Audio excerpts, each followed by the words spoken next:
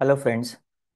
जैसा कि आप जानते हैं कि कल मैंने सरस 6.0 जो सीबीएसई ने रिसेंटली इंट्रोड्यूस किया है, रादर आई शुड से कल ही इंट्रोड्यूस किया था, 11 मार्च 2025 को, उसे related information through a video share कर दी थी। मगर जब तक वो इंफॉर्मेशन मैंने शेयर की थी तब तक सरस 6.0 से रिलेटेड सर्कुलर या नोटिफिकेशन सीबीएसई ने इशू नहीं किया था। इसलिए एक डाउट मन में रह गया था कि ये विंडो कब तक ओपन है। जैसे कि मैंने पहले बताया, जनरली ये विंडो ओपन होनी चाहिए थी 1 जनवरी 2025 से लेके 31 मार्च 2025 तक, मगर इसमें बहुत डिले हुआ है।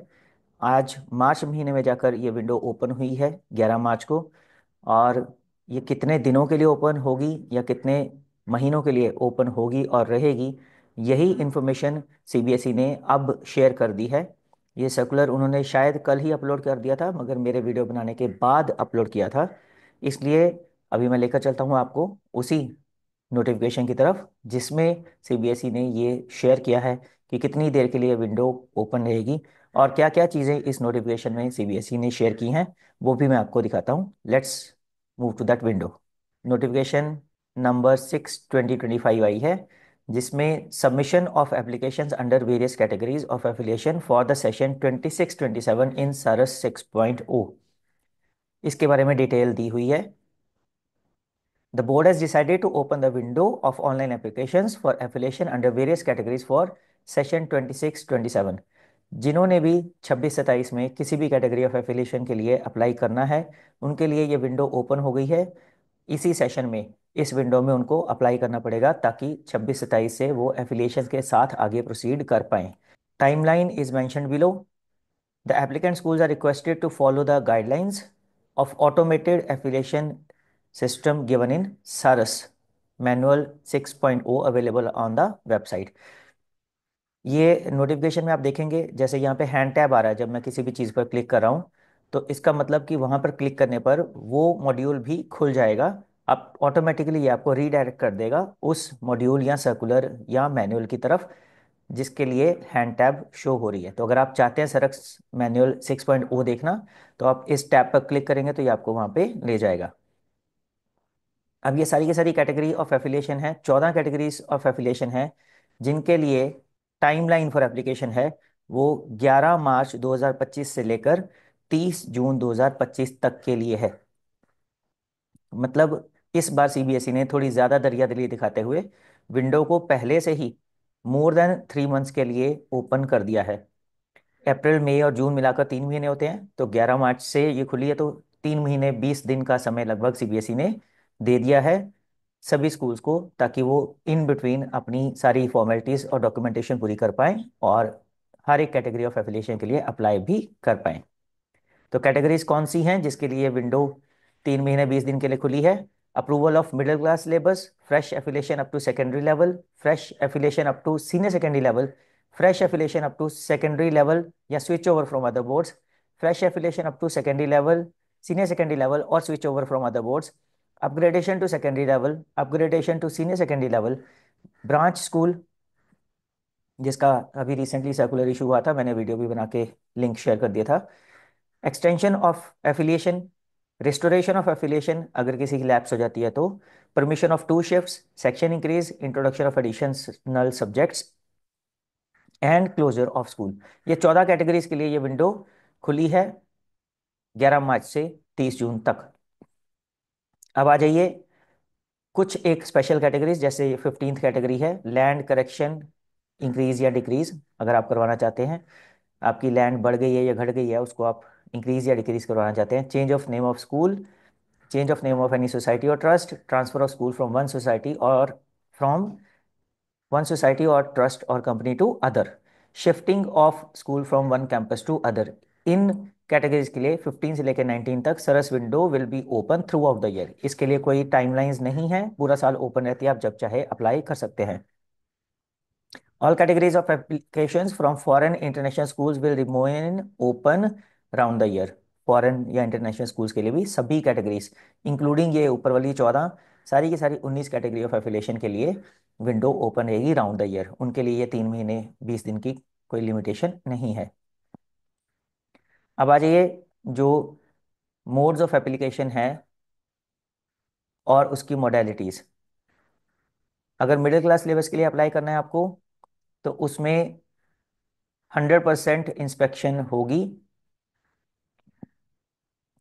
सभी केसेस में जितनी भी एप्लीकेशन होंगी उनके लिए फिजिकल इंस्पेक्शन होगी। तो ये सारे के सारे केसेस जो हैं जिनमें 100% चांसेस हैं फिजिकल इंस्पेक्शन के, वो आप एक बार मैं बोल देता हूँ, आप देख लीजिए, ध्यान से सुन लीजिए।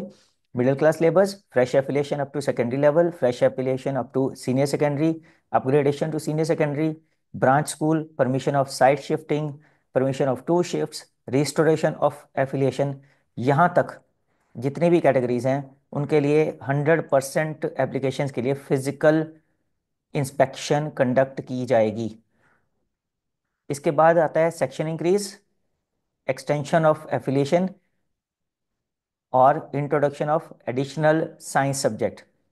अगर फिजिक्स केमिस्ट्री या बायोलॉजी में से कोई सब्जेक्ट आप नया इंट्रोड्यूस करना चाहते हैं, तो ये 3 केसेस में वर्चुअल इंस्पेक्शन होगी, फिजिकल नहीं होगी। और वो भी डिपेंड करेगा किस केस में कितनी। सेक्शन इंक्रीज के केस में 10%, टोटल जितनी एप्लीकेशंस आएगी उनमें से 10% एप्लीकेशंस के स्कूल्स में वर्चुअल इंस्पेक्शन सीबीएसई कंडक्ट करेगा। एक्सटेंशन ऑफ एफिलिएशन के लिए मिनिमम 3% केसेस में सीबीएसई वर्चुअल इंस्पेक्शन कंडक्ट करेगा, जो कि बेस्ड होगा स्कूल के रिपोर्ट कार्ड्स के ऊपर। रिपोर्ट कार्ड्स जो स्क्वा में आप अप्लाई करते हैं, उसके बाद स्कूल रिपोर्ट कार्ड भी एक जनरेट होता है। I think CBSE is giving reference to that. जैसे मैंने बताया, साइंस सब्जेक्ट में फिजिक्स केमिस्ट्री और बायोलॉजी के लिए अगर आप नए सब्जेक्ट्स इंट्रोड्यूस करना चाहते हैं इनमें से कोई, तो 100% एप्लीकेशंस की इंस्पेक्शन होगी वर्चुअल। मगर इसके अलावा नॉन साइंस सब्जेक्ट अगर आप करना चाहते हैं तो कोई इंस्पेक्शन नहीं होगी, आपको सिर्फ ओएसिस में ये अपडेट कर देनी है इन्फॉर्मेशन और सब्जेक्ट्स को इंट्रोड्यूस कर देना है। इसके अलावा permission of name change of school या सोसाइटी या trust, transfer of school from one society to other, permission of increase और डिक्रीज और correction of land in the school, इसमें भी कोई इंस्पेक्शन नहीं होगी और सिर्फ स्क्रूटनी की जाएगी बोर्ड द्वारा। अपग्रेडेशन टू सेकेंडरी लेवल, इसमें भी कोई इंस्पेक्शन नहीं है, ऑटोमेटेड मोड पर ये हो जाएगी। और एक्सटेंशन ऑफ एफिलिएशन, 3% केसेस में सिर्फ इंस्पेक्शन होगी वर्चुअल, मगर बाकी सभी 97% केसेस में ऑटोमेटेड मोड में ही एक्सटेंशन मिल जाएगी। कुछ इंपॉर्टेंट ध्यान देने लायक बातें हैं, वो आप देख लीजिए ज़रूर। All existing schools must ensure that their OASIS data is correctly updated. सबसे पहले आपको ओएसिस पर ही डाटा करेक्टली अपलोड करना है, क्योंकि ओएसिस डायरेक्टली लिंक है सरस से। अगर आप ओएसिस में कोई डाटा गलत अपडेट कर देते हैं और वो लॉक हो जाता है, तो सरस में आप कोई भी करेक्शन उससे रिलेटेड नहीं कर पाएंगे, फिर आपको स्पेशल परमिशंस लेनी पड़ती हैं। No wrong information may be furnished in the OASIS, please refer to circular number 324 dated 23/1/2024। ये जितने भी सर्कुलर्स का रेफरेंस यहाँ पे दिया है इस नोट में, नीचे उन सभी सर्कुलर्स के बारे में सीबीएसई ने डिटेल्स भी दे रखी हैं। अभी आपको आगे बताऊंगा वीडियो के नेक्स्ट पार्ट में। Uploading of prescribed documents as per annexure 9 along with the details of teachers and their qualifications on school website under mandatory public disclosure is compulsory as per circular number 125 dated 8/1/25। ये भी circular का link भी नीचे दे रखा है। तो सभी जितनी भी प्रिस्क्राइब डॉक्यूमेंट्स चाहिए एनेक्चर 9 के अकॉर्डिंगली, और डिटेल्स ऑफ टीचर्स और उनकी क्वालिफिकेशन मैंडेटरी पब्लिक डिस्क्लोजर में अपलोड करना जरूरी है। सर्कुलर पढ़ लीजिएगा, उसमें डिटेल्स मिल जाएंगी। Submission of application under various categories mentioned in chapter 15 on special provision are already opened throughout the year as mentioned in circular number 1624, जिसकी डेट थी 19/11/2024। इसके अकॉर्डिंगली जो स्पेशल कैटेगरीज हैं उनकी throughout the year submission of application जारी रहती है। All existing schools intending to apply must also complete SQAAF. जैसे ओएसिस फिल करना मैंडेटरी है, वैसे ही स्कॉफ भरना भी मैंडेटरी है। इसको भरे बिना कोई भी स्कूल किसी भी कैटेगरी ऑफ एफिलिएशन के लिए अप्लाई नहीं कर पाएगा। फ्रेश वालों के लिए ये कंडीशन नहीं है, क्योंकि उनका स्कॉफ अभी होता ही नहीं है। एग्जिस्टिंग स्कूल्स के लिए सिर्फ ये कंडीशन है, जो ऑलरेडी एफिलिएटेड हैं उनके लिए कंपलसरी है स्कॉफ में अप्लाई करना और स्कॉफ को कंप्लीट करना, अपनी असेसमेंट कंप्लीट करना। Introduction of additional subjects. Schools seeking approval for non-science subjects should update their data in OSS portal and offer the subject as per the norms of the board। पहले ही बता दिया मैंने, non science मतलब physics chemistry bio को छोड़ के आप non practical subjects introduce करना चाहते हैं तो सिर्फ ओएसएस में जाके अपडेट कर दीजिए और इंट्रोड्यूस कर दीजिए।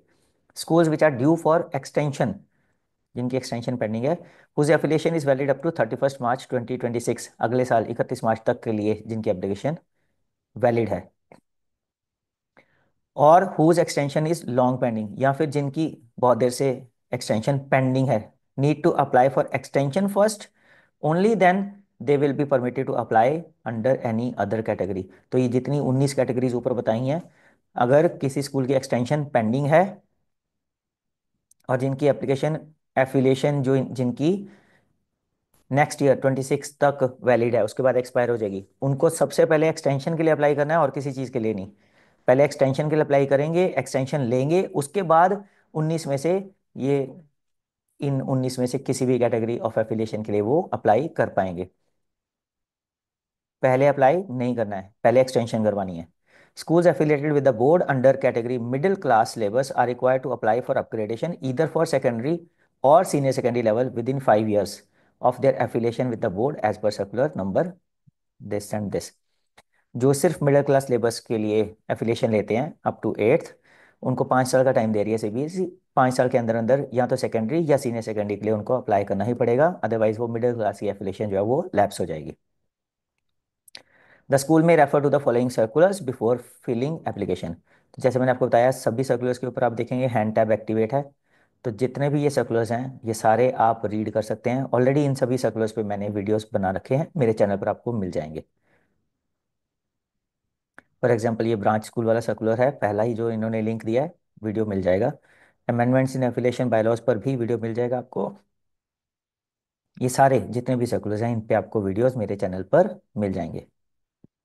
तो अगर ये वीडियो आपको हेल्पफुल लगा है और अभी तक आपने मेरे चैनल को सब्सक्राइब नहीं कर रखा है, तो आई वुड रिक्वेस्ट कि मेरे चैनल को सब्सक्राइब भी कर दीजिए, इस वीडियो को ज़्यादा से ज़्यादा शेयर भी कर दीजिए, लाइक का बटन प्रेस करना मत भूलिएगा, और सब्सक्राइब करने के बाद नोटिफिकेशन बेल को प्रेस फॉर ऑल करना मत भूलिएगा, ताकि इन फ्यूचर जब भी कभी ऐसे इन्फॉर्मेटिव वीडियोस मैं अपलोड करूं तो उसकी नोटिफिकेशन आपको तुरंत मिल जाए। So till the time I upload my next video, keep watching principal Rasik Gupta. Thank you.